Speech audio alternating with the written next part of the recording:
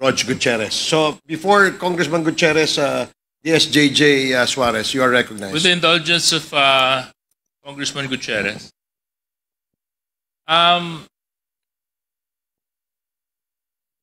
Magandang hapon po, Ma'am Pilapil C. Paano po ba namin kayo pwedeng tawagin? Ano bang komportable sa inyo? Jed po, Your Honor. Okay lang po. Okay Good lang afternoon po din po. Tawagin po namin kayo, Jed. Opo. So, Jed, kumusta naman po kayo ngayon? Anong kalagayan nyo? Okay naman po ang pakiramdam ninyo? Sa tulong ng Panginoon po, Your Honor, okay naman po ako kahit wala po akong tulog. Kasi madaling araw po yung biyahe namin kanina. So, kanina nabanggit mo, kasalukuyang kang nakakulong. Yes, Your Honor. Okay. At ilang taon na po kayong nakakulong? Mag-20 na po by January 4 po. But you said that you might be able to be set free due to good conduct. Tama po ba yun? If God will permit, Okay. mapapasalamatan ko po yan. Well, definitely God is just. Thank you, Your Honor. So that's one thing that we can be sure of. So, ano po ba ang kasong hinabla sa inyo? Section violation of RA 9165, Section 8 and 10 po. Okay. Can you just better educate the public? Ano po ba ang in layman's term itong nabanggit niyo pong kaso? Honestly po, hindi po ako lawyer, no? Pero I'm learning a lot in prison.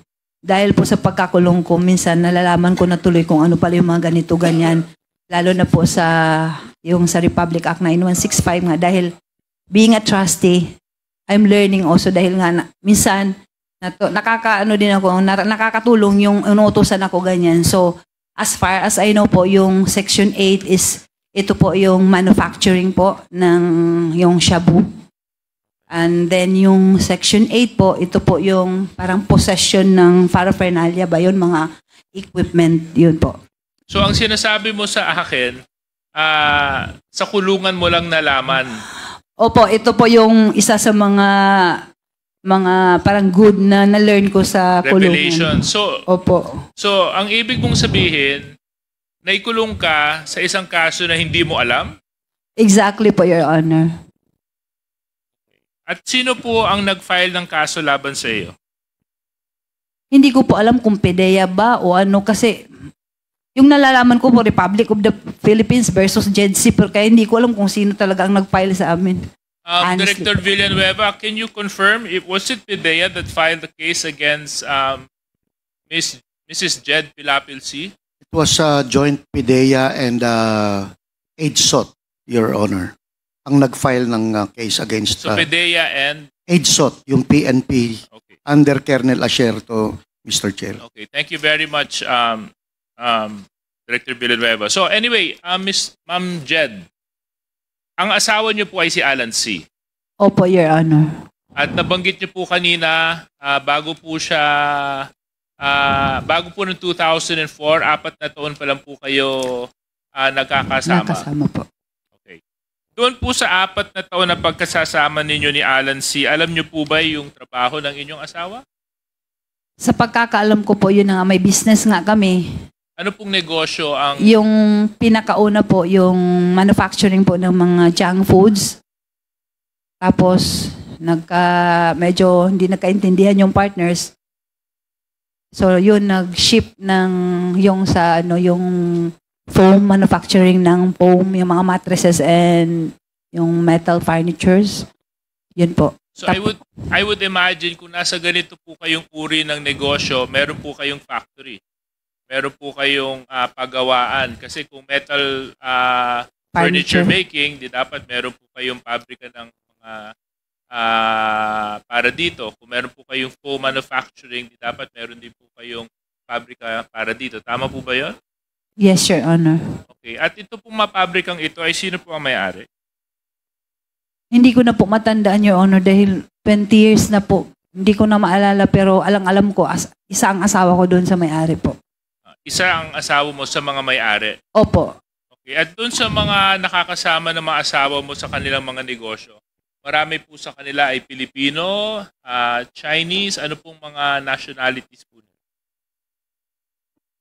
Kasi yung sa una, Filipino-Chinese. Tapos yung sa pangalawa, yung sa pong, hindi ko sure yung isa kung Chinese ba siya na pure. Kasi magaling din siya magtagalog yung accent niya. Parang Pinoy na rin baka. Hindi ako sure. Pero yung isa parang Chinese talaga yun. So but you would confirm, base dito sa affidavit mo, na ang phone business ninyo ay may display area sa DCLA Plaza. Tama? Opo, Your Honor. Okay. Tapos, at nabanggit nyo rin po dito sa inyong affidavit na ang kilala nyong may-ari ng DCLA Plaza ay si Hong Ming.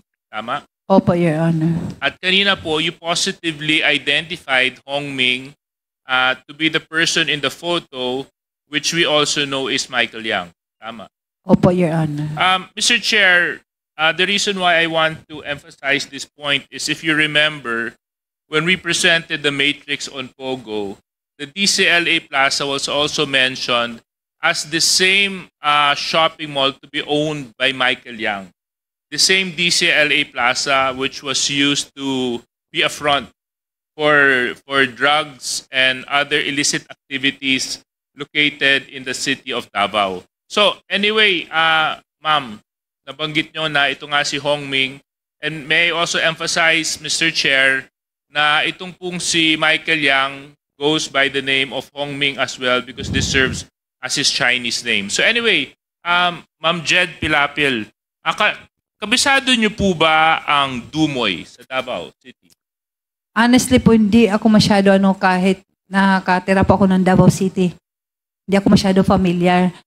Nalaman ko lang po yung Dumoy, nung binili ng asawa ko, tapos pinalinis yung area kasi may mga expired juices, siguro yung may-ari before, nakalimutan ko na nga yung pangalan niya.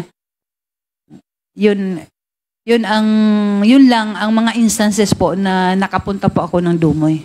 So ano po, kasi syempre marami po sa atin at dun sa mga nanonood, gustong mailarawan sa kanilang isip kung ano ba itong Dumoy. Ano po ba itong Dumoy? Is this a factory?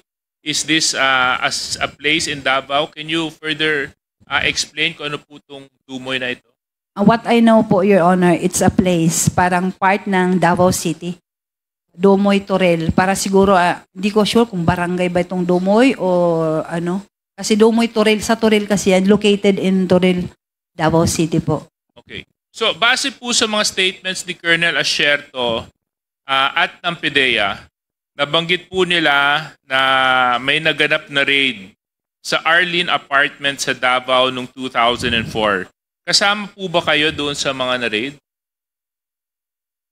Hindi ko po, i-clear ko lang po, Your Honor, kasi kung raid, wala kasing raid na nangyari sa Arlene Apartment kasi lang yun, yung parang in-invite lang po kami.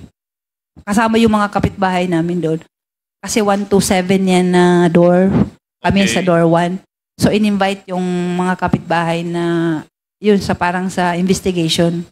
Wala pong raid na nangyayari po sa Arlene Apartment po, Your Honor. So walang raid na nangyari? Wala po, Your Honor. Kaso lang, kayo po at inyong mga kapitbahay ay nandoon sa Arlene Apartment? Opo, yun ang dinala sa... Yung iba kasi sa immigration kasi may katulad yung parents ni Alan C. Nandun sila sa immigration dinala. Kami sa PIDEA. Okay. Director Wilkins, are you familiar with this Arlene Apartment incident? Yes, Mr. Chair. So can you expound to us what are the details to this? Right after, kasi again, balikan natin during the surveillance and casing operation, yung dalawang... Yung Arlene Apartment lang. Yes, Mr. Chair. Yung dalawang chemist na sinabi ng USDEA na padating sa Davao City, dumiretso sa Arlene Apartment. So talaga nakatutok kami sa Arlene Apartment, Mr. Chair. So nung ni-raid namin yung clandestine laboratory sa Dumoy, after the inventory and after everything has settled down, pumunta si Mayor Duterte at ang iba pang mga part ng joint anti-drug operations sa clandestine laboratory pumunta sa Arlene apartment nung gabi. At yun yung sinasabi ni Miss Jed Pilapil na nagpunta si Mayor. But during that night... Correction. Walang sinabi si Miss Jed Pilapil na pumunta si Mayor. Ang sinabi lang ni Mr. Pilapil sa amin ngayon, sa ating ngayon, na walang raid na nangyari dun sa apartment. So, ewan ko lang kung saan mo na idagdag yung kwento na yon, Mr. Villanueva. Kasasabi lang, Mr. Chair, kaninang before you, kasasabi lang ni Miss Jed Pilapil na nung gabi 9:30 pumunta si Mayor. Sa bahay. Arlene apartment. Yung bahay niya, Mr. Chair, is sa Arlene apartment. Kanina nyo ba nabanggit yun, Ma'am Jed? Yes, Your Honor. Kanina po, nabanggit ko nga po na yung pumunta nga po si Mayor, yung tanong kanina, nakalimutan ko po. Pero yung sa tanong nyo po na na-raid, ang sagot ko po, wala pong raid na nangyayari doon sa Arlene that's my point, Director Villanueva, kasi you mentioned that there was a raid that was conducted in Arlene apartment. And she was there. Nando kayo yung yes, Your Honor. Pumunta sila. May pang-raid ba nang nangyari? Actually, hindi nga po raid kasi si Mayor, nung pumunta siya doon, kinausap niya lang naman ako, tinatanong niya nga yung hinahanap nga niya si Alan C., yung asawa ko. Wala naman na nangyari na raid. Iniwan niya lang yung 3 tao doon na nagbantay po sa akin. Yun lang po. Okay. So, ang kwento mo naman, ang version ng kwento mo, Director Villanueva, pagkatapos nung warehouse incident, dumiretso kayo dito sa Arlene apartment. Yun correct? ang sinasabi niya, Mr. Chair, yung 9:30 na nagpunta kami nila Mayor sa Arlene apartment at doon sila nakapag-usap nila Mayor. Yung version mo, ano yung sinabi mo kanina? Yun na yun. After sa clandestine laboratory sa Dumoy, Alright. after everything has been settled down, pumunta na si Mayor at yung member ng team doon sa Arlene apartment dahil wala si Alan C. doon sa Dumoy. So pumunta sa Arlene apartment at doon nakita si Jed Pilapil, Mr. Chair. That same night, Mr. Chair. So I just have a question, Director Villanueva. Why of all areas sa Arlene kayo pupunta? Was there an information or were there intelligence reports that he was to be found in that area? Mr. Chair, kasi doon si Jed Pilapil at si Alan C. nakatira doon sa Arlene apartment. Okay. For 3 months, doon talaga sila makikita. Okay. And you confirmed this, Ma'am Jed Pilapil? Yes, Your Honor. Doon po kami nakatira sa door 1 ng Arlene apartment po. Okay. Thank you very much. So anyway, sinabi niyo po walang raid ang nangyari. Yes, Your Honor. So, kayo mismo nandoon. Opo. Sino pa ang mga kasama niyo doon? Yung anak ko po, yung katulong isa, at saka yung mother at saka father-in-law ko po. At dito mo sinabi, at dito, base sa salaysay mo, dito sa ibinigay mo sa committee, pumasok ang dating mayor, galit na galit. Oh, galit na galit siya. Pero hindi siya pumasok. Doon lang siya, kasi parang yung parking area, may gate, doon lang po siya. Actually, hindi siya pumasok. In-invite ko nga po siya na, Mayor, pasok po kayo. Sabi niya, hindi naman daw siya magtatagal. Kaya hindi na siya pumasok. Nakatayo lang po siya doon sa may gate po. Okay. So, hindi nyo kasama si Alan C. at that time? Hindi po, kasi nga, hinahanap ko nga po siya. Okay. So, parehas nyo hinahanap.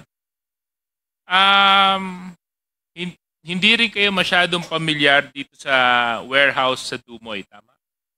Yung warehouse nga po, sasabi ko nga po kanina, hindi po ako, yung kumbaga, siguro kung once or twice na nakapunta po ako doon, yung naglinis, yung naghatid po ako ng Venetian blinds. Yun po. So mga ilang beses po kayo nakapunta doon, Ma'am Jed?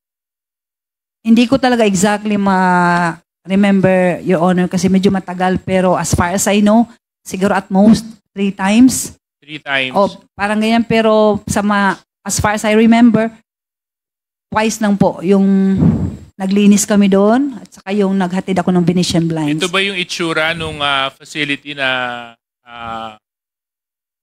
na pinag-uusapan natin? Yes, Your Honor. Yan. So, ang sinasabi mo, mga 3 beses lang po kayo nakapunta dyan. Siguro parang ganyan.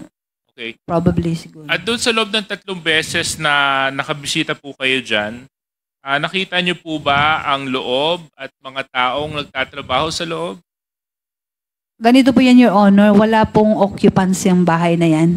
Nung binili po yan ng asawa ko, wala pong maliban po sa mga expired, karton-karton, ang dami po na parang isang bodega ng mga expired na juices. Yun lang po ang laman at saka madumi siya. Kaya nilinis namin. Tsaka ayaw ng asawa ko na itapon namin diretso yung mga juices kasi baka daw inumin ng mga bata, kukunin. Tapos baka maya magkaroon ng magkaroon ng problema, malason sila. Baka kami pa ang accountable. Kaya ang ginawa namin, kami ng kapatid ko, yung katulong at kasama nga yung anak ko, ginunting-gunting namin yan, binuhos yung mga juices before we throw away yung mga sachet, yung Tetra Pak po. Okay. So doon sa paglilinis ninyo at pagbisita nyo sa loob ng warehouse, may nakita po ba kayong mga kasama ng asawa nyo? Wala na po. mga katrabaho niya?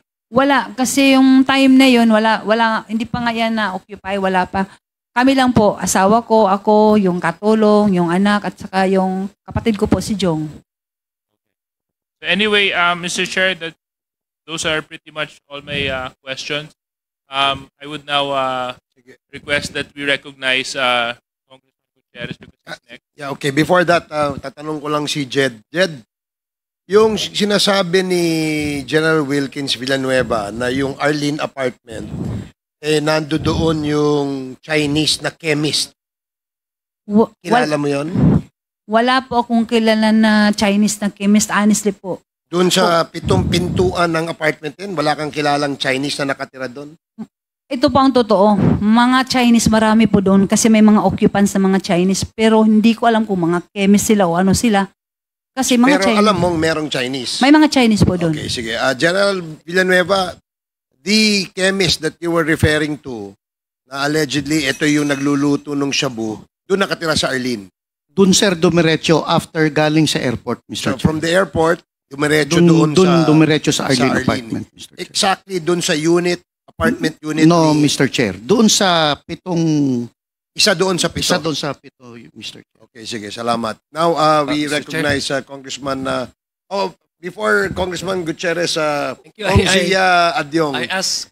Thank you. By the way, let me remind everybody, we have Mr. Britannico, we have other resource persons here as well, and we can ask questions later. Yeah, Please proceed. Yeah, before I lose my chance of asking General Wilkins, this will be very brief po. Thank you, Rog. Gusto ko lang balikan. Miss Jed, sabi mo Jed, yung ano mo, no? You mentioned na negosyo nyo sa inyong asawa is yung nagdi-deliver ba kayo or Display po. nagdi-display kayo? Opo, yung mga mattresses po sa DCLA po. Okay, DCLA. Ito yung DCLA, sinabi mo naman na ito yung owned by Hongmin, di ba? Yes, Your Honor. Okay. Yung sa DCLA, and you recognize yung si Michael Yang, yung Hongming na yung tama po ba? Yes, Your Honor. Opo. Known ba ito, it's a common knowledge in Davao na itong DCLA na store is owned by a Chinese by the name of Hongmin? Hindi ko po alam kung alam lahat. Oo. Kasi as far as I know, alam ko na siyang may-ari. Kasi nga, sinabi ng asawa ko na siya yung may-ari ng DCLA. Okay. Yeah, kasi Mr. Chair, may mga kakilala din ako taga Davao, talagang common knowledge po sa Davao na ang may-ari talaga ng DCLA is a Chinese. No? Na-mention mo, may partner yung asawa mo sa pagdi-display ng mga ano? Yung sa foam Sa po. foam, yes. Opo, Sa Your foam. Honor. Okay. Hindi ba, natatandaan mo yung pangalan niya? Yung apelido lang po, yung isa, Tan. Hindi ba yan si Mr. Jimmy Tan? Ay, opo, Your Honor. Parang siya, Jimmy ba yun? Yung Jimmy sa Tan. dating owner po ng Duratex po. Oh, yan on. Siya Opo. yun. Yun siya yung partner nyo. Siya po, isa sa mga partners po. Okay, sige. So, gusto ko lang kung tanungin si General Wilkins Villanueva. Yes. The last hearing, I asked you about how did you able to locate and gather evidences against Alan C. and et al. Hindi ba? Kasi tama po ba, di ba? I Yes, asked you Mr. about Chair. that. And you mentioned about, for the past 3 months, you have dedicated personnel, operatives, na bantayan at isurveillance si Alan C. Yes, right? Mr. Chair. And earlier, you mentioned also about Miss Jed Pilapil buying some, I don't know, maybe part ng paraphernalia. Tama po ba na dinadala niya sa Dumoy? Cartons, Mr. Chair. Mga cartons. Yes. Okay. So, suspected of something contraband na po pwedeng gamitin. Tama ho ba? Yes, Mr. Chair. Okay. So, ibig sabihin, you've been doing surveillance on Miss Jed Pilapil and Mr. Alan C. Marami, Mr. Chair. Pati yung Alex Kim, Okay. naka-ano na rin yun, Mr. Chair. So I presume that since you were doing surveillance, you know Miss Jed Pilapil and Miss Alan C goes to DCLA store. May mga footages na nagpupunta sila Yes doon po. So can you confirm sa na DCLA. alam niyo po yung DCLA? Yes, Mr. Chair. Ilang taon na po kayong operative ng PDEA in Davao City? Since NAR group ako doon, Mr. Chair, 2001, hanggang 2007 ako sa Davao City, Mr. Chair. And